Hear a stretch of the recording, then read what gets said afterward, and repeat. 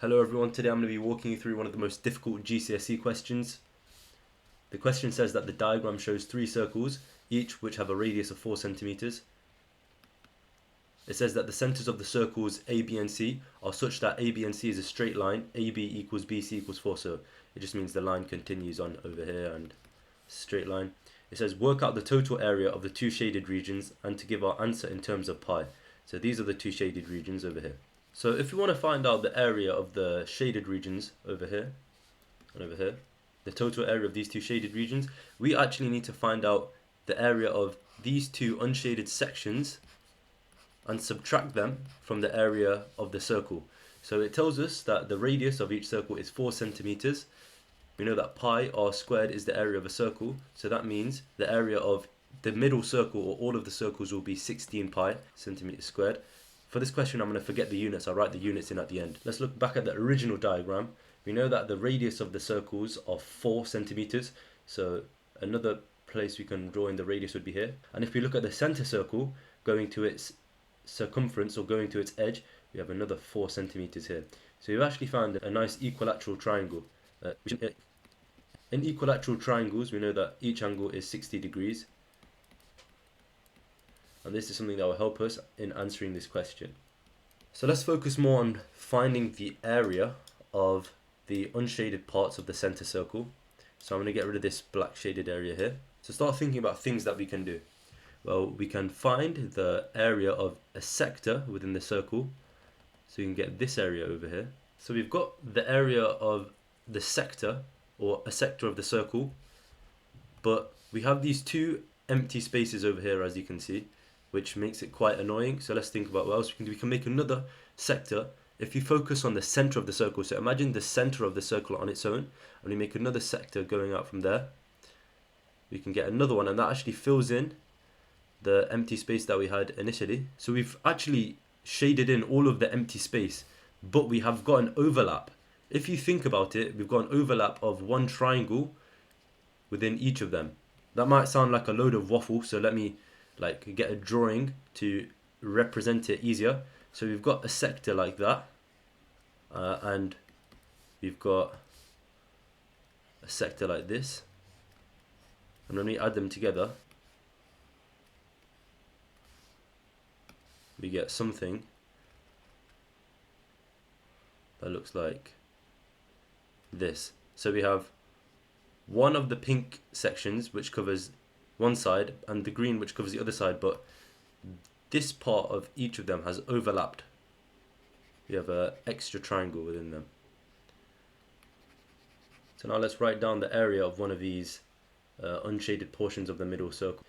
So this will be this area plus this area minus two areas of the triangles, because the triangle area is overlap. So all of these sectors will have they will all be 120 degrees and have a radius of 4 centimeters, because we've got two 60-degree equilateral triangles within them, if you think about it.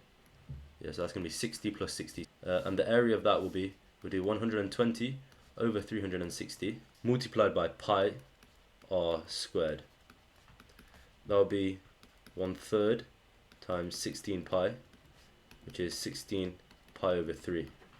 That is the area of one of the sectors. Let's add 16 pi over 3 onto it, because we have two of the sectors adding up, and we get 32 over 3 pi. And that is the area of one of those unshaded portions of the center circle, but it has the overlap of two triangles within it. So we're going to have to do 32 over 3 pi minus the area of two of those triangles. So let's look at the area of the triangle. We have an equilateral triangle with side lengths 4 and 60 degrees angles within it. The area of a triangle is half AB sine C. So that means the area of this triangle will be half times 4 times 4 times sine 60.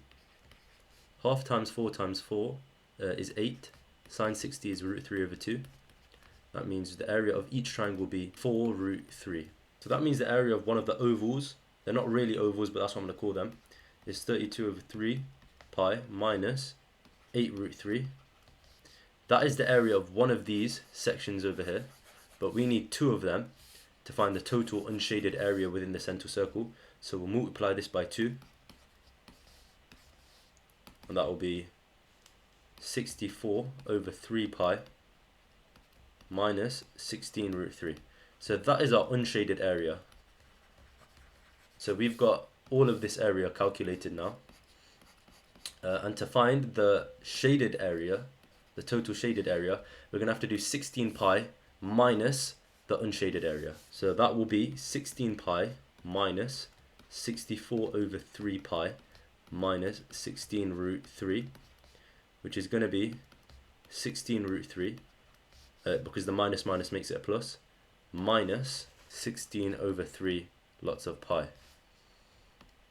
And that is an answer, and if you got that, you got all 5 marks of the question right. Thank you for watching. I hope you found the explanation useful. Bear in mind, this is quite a difficult GCSE question, so don't feel annoyed if you didn't understand it. Just try and work through it on your own in your own time, and really think about the two sectors and getting rid of that overlap so you can find the area of one of these unshaded parts of the center circle. Here's all the working if you want to take a picture or if you want to go through it.